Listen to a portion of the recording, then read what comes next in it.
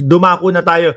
Naku, eto ha, mismong si Attorney Lorna Capunan, mga bossing, eh mukhang isinisiwalat si Inday Sara Duterte. Bakit daw ho?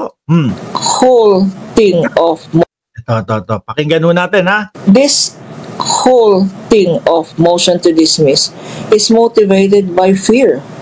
By fear that Impeachment. Impeachment, mga kababayan. Totoo.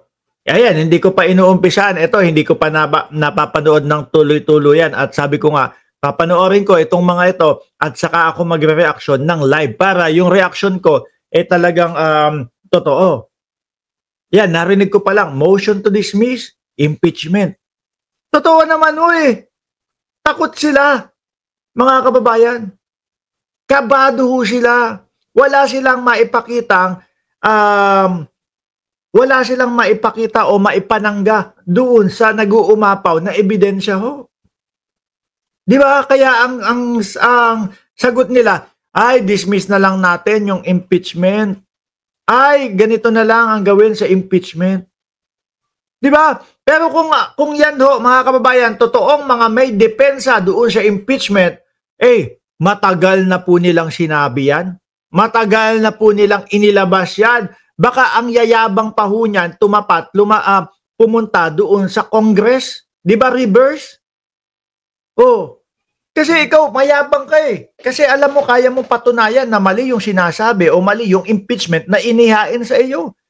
Ilalabas mo agad yan. Di ba? Ito po ang aking depensa para sa aking sarili patungkol doon sa inihahain nila na impeachment. Ganun.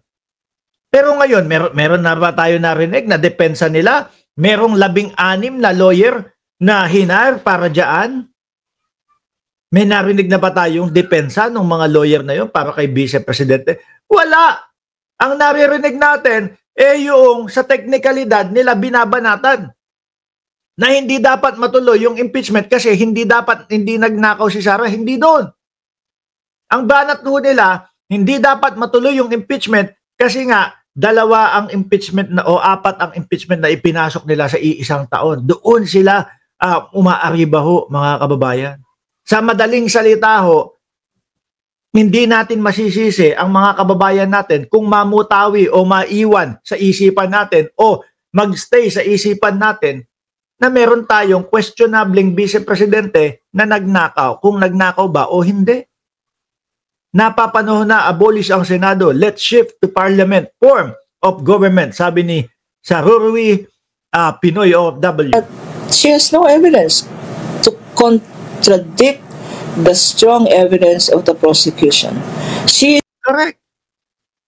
Kaya nga po galit ang mamamayang Pilipino kay Chis Escudero Dahil doon sa portwit na hindi sinunod hindi pinakinggan Sinawalang bahala yung portwid Di ba? Sabi ni Master Apple, ano connect sa thumbnail? Wala pa, 7 o 8. Ayoko nag-explain.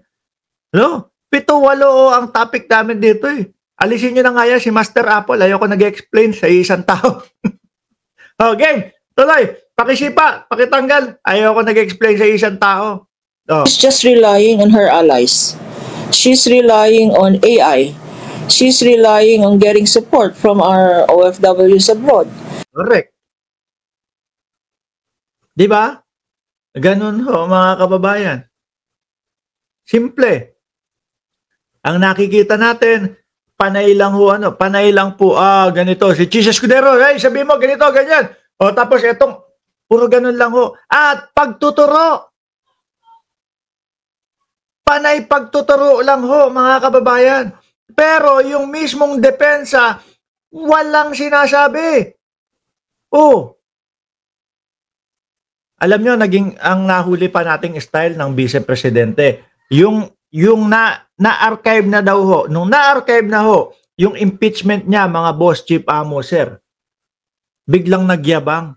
Gusto ko pong malaman, gusto ko pong marinig at makita, mapanood, mabasa o dumaan sa mata ko yung impeachment na complain nila o yung kanilang mga kaso wala na, hindi na pwede kasi na-archive na daw Yun pa ang pinagyabang.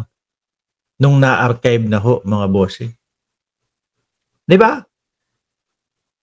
Pero nung una, nung hindi pa ho na-archive, mga boss chief amo, sir, ano? Wala. Wala silang depensa. Puro pagtuturo. Puro pinupolitika lang daw sila. Ganon. Di ba? She is relying on fake news. She is relying on distortion of facts. As a matter of fact, we should remind the Vice President that she is an officer. She is a lawyer. And not only... Kaya lawyer pala yung Vice Presidente.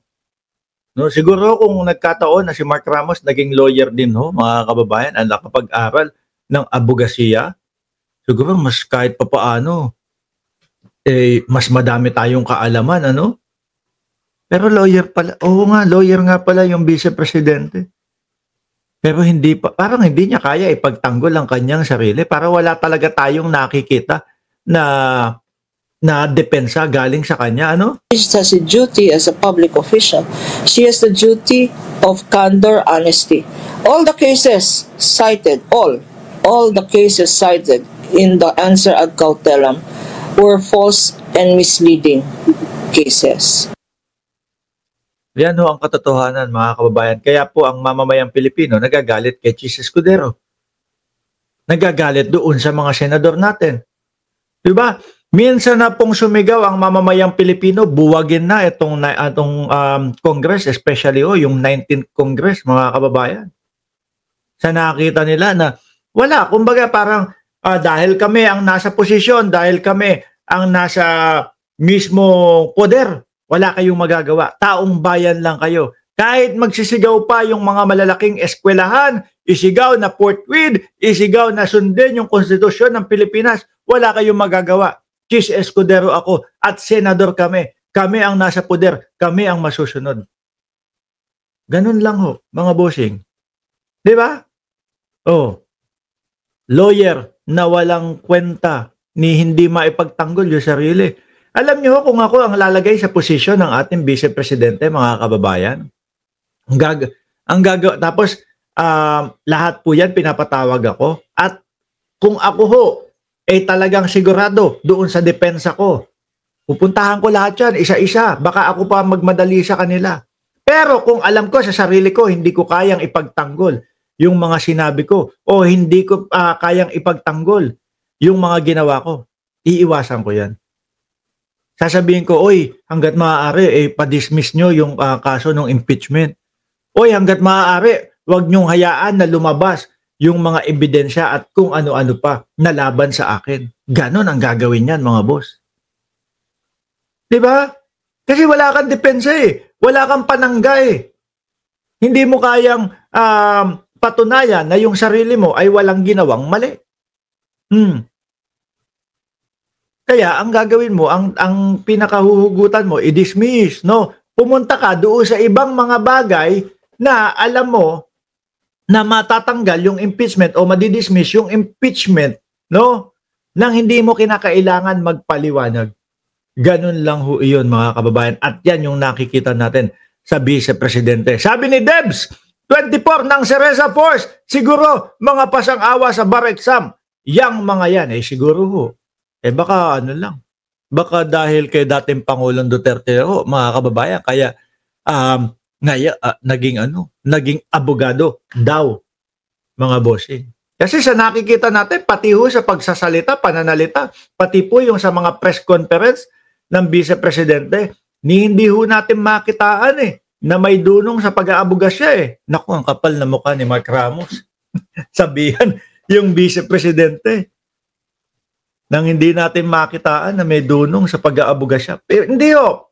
Totoo. Isang abogado po ba? Yung ganon lalabas doon sa kanyang press conference tapos biglang magsasalita na huhukayin ko yung bangkay tapos iaano ko sa West Philippine Sea? Oh. Diba?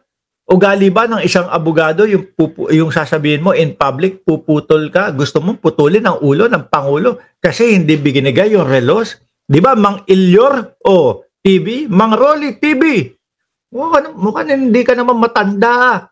Bakit may mang pa? Oh, mukhang bata ka, kaedad nga lang kita, kasing gwapo kita. Oh,